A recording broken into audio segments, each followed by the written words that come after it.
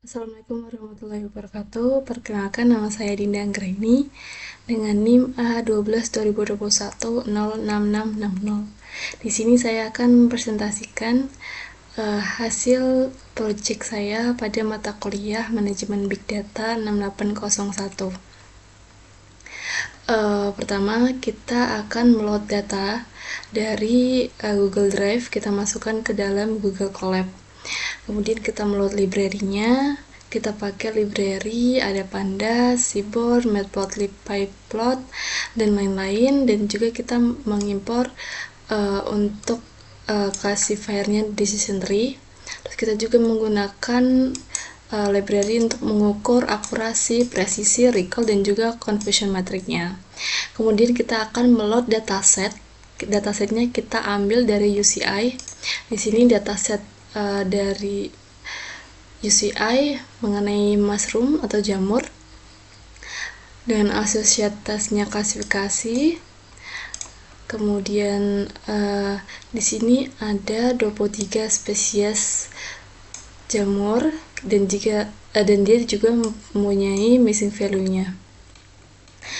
Kemudian di sini ada berapa variable name-nya di sini ya. Di sini ada 23. Kemudian ada class labelnya, di sini ada edible dan juga poisonous-nya. Edible sebagai E dan juga poisonous sebagai P. Kemudian kita load datasetnya. Datasetnya bernama Agaricus lepiota.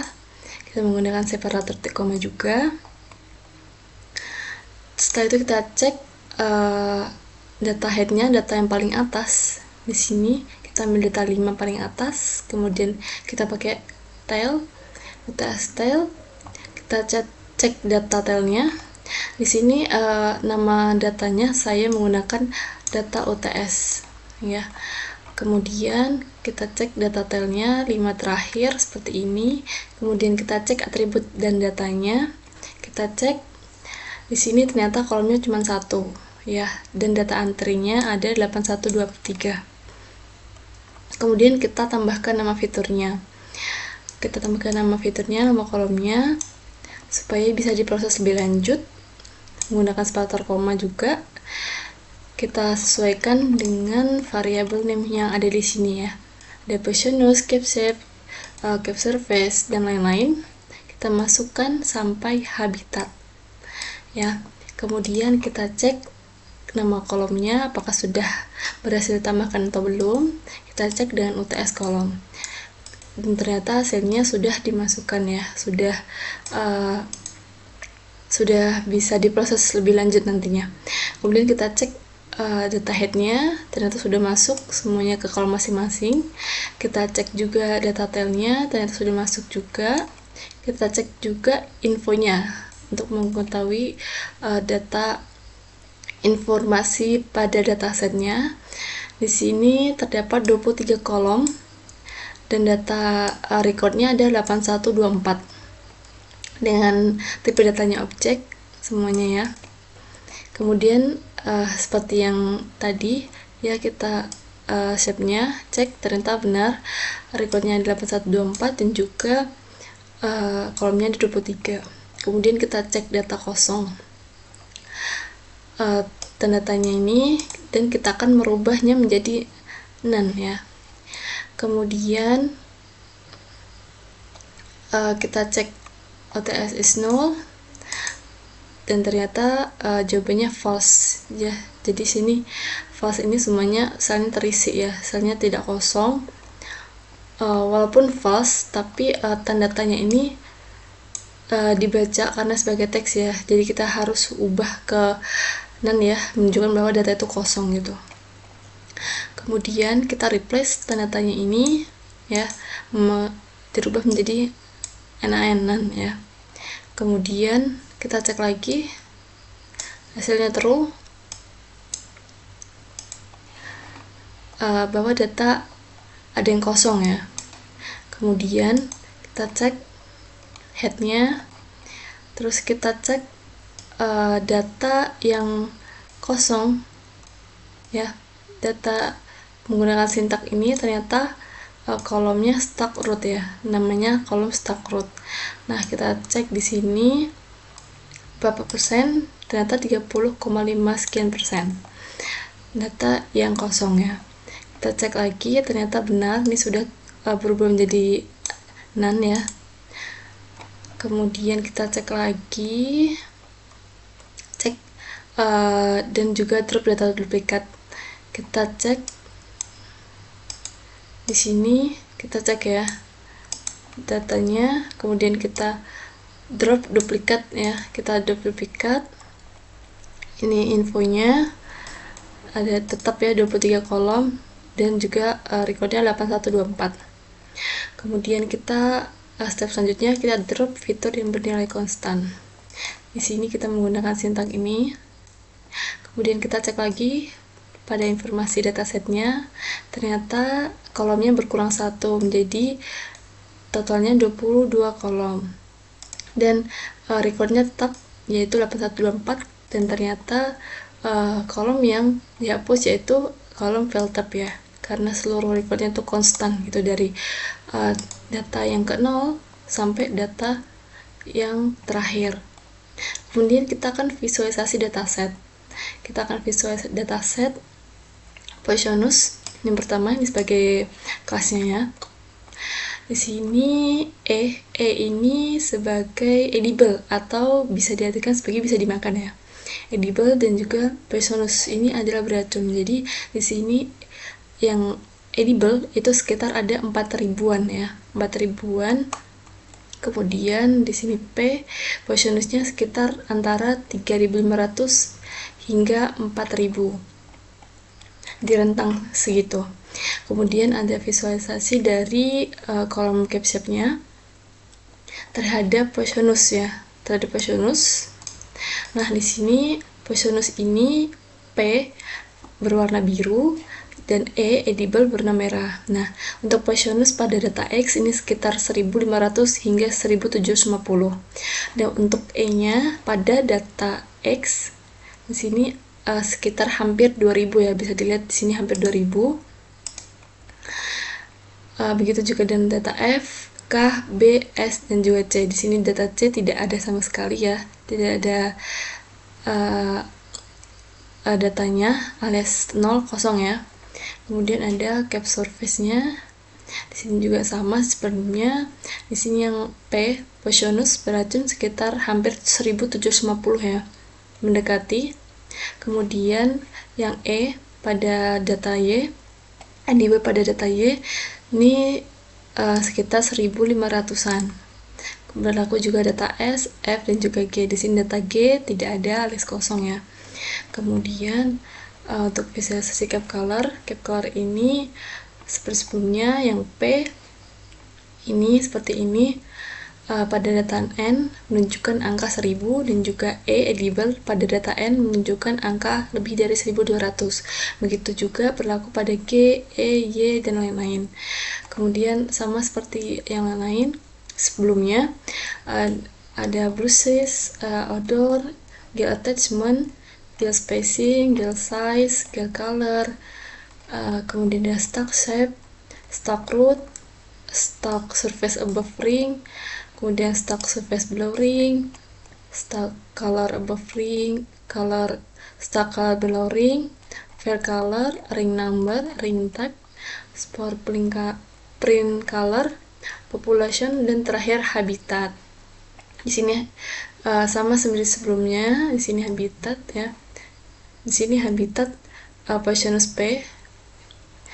Poisonus ini pada data D sekitar 1.250, dan juga E di sini sekitar pada data D sekitar lebih dari 1.750. Begitu juga dengan data G, P, L, U, M, dan juga W. Kemudian step selanjutnya kita akan cek fitur yang bertipe kategorikalnya. Kalau mana aja sih yang punya tipe kategorikal. Nah, sini ada Poisonus, capshape. Sini ada berapa? Ternyata hampir semua ya. Ternyata semuanya menggunakan kategorikal ya. Di sini berupa huruf semua. Kemudian kita ubah fitur kategorikal ini menjadi ordinal. Kita menggunakan library dari from Escalon preprocessing import label encoder, ini inisialisasi label encodernya. Terus kita melakukan label encoding untuk setiap kategorikal, kolom kategorikal.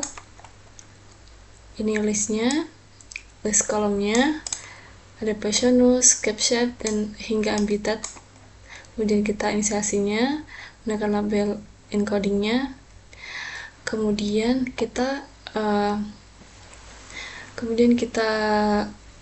run untuk data OTS-nya. Kita run, ternyata sudah berubah ke data ordinal semua. Di sini berupa angka semua dari Poisonus hingga habitat ya. Kemudian kita cek informasi dengan datanya, apakah sudah berubah tipe datanya. Ternyata di sini tipe datanya sudah berubah semua menjadi integer. Dua kolom ini semuanya berubah menjadi integer. Kemudian karena persentasi dari data Stackler tadi sebesar 30% ya, 30,5%, berarti data tentang Stackler ini sebaiknya diperbaiki nilai yang hilang tadi, nilai 6 tadi dengan median, karena tidak perlu dihilangkan karena datanya kurang dari 50%. Jika datanya lebih dari 50%, maka datanya akan dihilangkan karena ini case-nya sebesar 30%-an ya.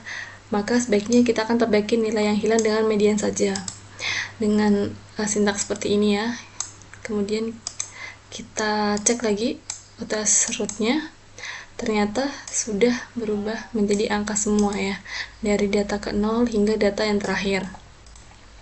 Kemudian kita cek lagi udah berapa persen data yang hilang, ternyata sudah 0 ya, berarti semuanya sudah tergantikan, semuanya sudah diperbaiki dengan data median. Kemudian kita cek korelasinya, kita cek seperti ini korelasinya, tabel korelasinya, dan seperti ini korelasi heatmap-nya. Nah, di sini dapat dibaca bahwa semakin gelap warnanya maka akan semakin tinggi nilainya, dan semakin terang warnanya maka akan semakin rendah nilainya. Misalnya kita ambil contoh pada variabel Poisonus di sini.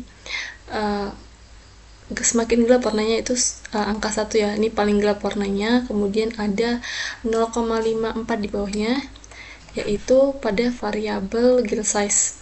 Kemudian ada variabel 0,22 ini pada variabel habitat. Nah, jadi semakin tinggi variabel ini menunjukkan korelasi positif ya, korelasi positif yang kuat, sehingga semakin tinggi variabel Poisonusnya maka akan semakin tinggi juga pada variabel gill size dan juga habitat. Dan sebaliknya jika semakin tinggi Poisonus maka akan semakin rendah juga nilai-nilai yang berwarna terang ini, misalnya seperti ini negatif 0,53 pada variabel gill color. Kemudian ada lagi pada variabel ini yang punya nilai negatif 0,41 pada variabel ring type. Maka ketika Poisonus ini nilainya lebih tinggi lagi, maka nilai dari gill color sama ring type-nya ini maka akan semakin rendah. Seperti itu. Kemudian lanjut step selanjutnya, kita bagi data testing dan juga training. Kita bagi datanya, kita ambil X ini, kita ambil data X ini berupa data selain data Poisonus. Maka di sini menggunakan OTS drop, kita akan menghapus data kolom Poisonus. Kita ambil data dari CapShape hingga habitat ya. Di sini ada 21 kolom. Kemudian untuk Y-nya kita ambil data labelnya, yaitu data dari kolom Poisonusnya. Seperti ini.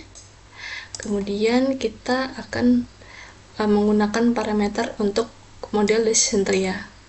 Karena di sini kita akan menggunakan model decision tree, maka kita akan menggunakan ini model max depth-nya, ada minimal sample depth-nya, minimal sample split-nya, model criterion, dan juga random state-nya ada 42. Kriterianya gini entropy. Kemudian ada classified data pipeline. Kemudian extend, extest, ieterin dan juga ietesnya. Kita menggunakan t-size 0,2 dan juga random state-nya 42. Nah, di sini kita akan mencari parameter optimal dan juga algoritma decision tree-nya. Seperti ini, kita menggunakan sintaks seperti ini. Ya, ini menggunakan sintaks seperti ini untuk mencari base estimatornya ya. Dari decision tree-nya, terus menggunakan sintaks seperti ini. Dan muncul hasil outputnya, model kriterianya yang lebih cocok yaitu gini, dan max step-nya 11, minimal sample lift-nya 1, dan juga minimal sample lift split-nya 2, dan random state-nya menggunakan 42. Nah, sini kita cek performa data trainingnya. Nah, di sini sudah terlihat bahwa hasilnya akurasi pada data training yaitu menghasilkan angka 1,0. Kemudian ada presisi 1,0, recall yaitu 1,0. Kemudian kita cek performa data testingnya juga. Ternyata hasil akurasi dan juga presisi dan recall sama seperti sebelumnya, yaitu pada data training menghasilkan angka 1,0. Kemudian dari proses ini kita akan visualisasikan pada confusion matrix. Nah, confusion matrix ini seperti ini. Ya, di sini ada data aktual dan juga data prediksi. Nah, seperti ada di gambar ini, semakin terang warnanya maka akan semakin tinggi nilainya ya. Dan semakin gelap warnanya maka akan semakin rendah, semakin kecil nilainya. Oke, kita baca di sini ada 0 dan juga 1. Nah, 0 ini kita ambil dari data Y tadi ya. Data Y ini pada kolom Poisonus ya. Kita ambil dari sini. Mengacu dari situ bahwa data 0 ini menunjukkan P Poisonus ya, atau yang beracun. Yang satu ini yaitu adalah edible, yang dapat dimakan. Nah, di sini kita dapat baca bahwa data yang diprediksi Poisonus atau beracun ternyata tidak beracun, atau itu sebesar 0. Kemudian data yang beracun, prediksinya beracun, dan faktanya juga beracun. Ya, di sini terdapat angka 843. Kemudian di sini prediksinya tidak beracun ya, atau edible ya. Di sini tidak beracun, prediksinya dan juga faktanya juga tidak beracun. Di sini pada angka 782. Nah, di sini prediksinya tidak beracun, tapi faktanya yaitu beracun. Di sini ada 0. Nah, mungkin itu tadi penjelasan tentang confusion matrix dan juga penjelasan tentang proses untuk menghasilkan data seperti ini. Mungkin itu saja yang dapat saya sampaikan. Sekian presentasi dari saya. Assalamualaikum warahmatullahi wabarakatuh.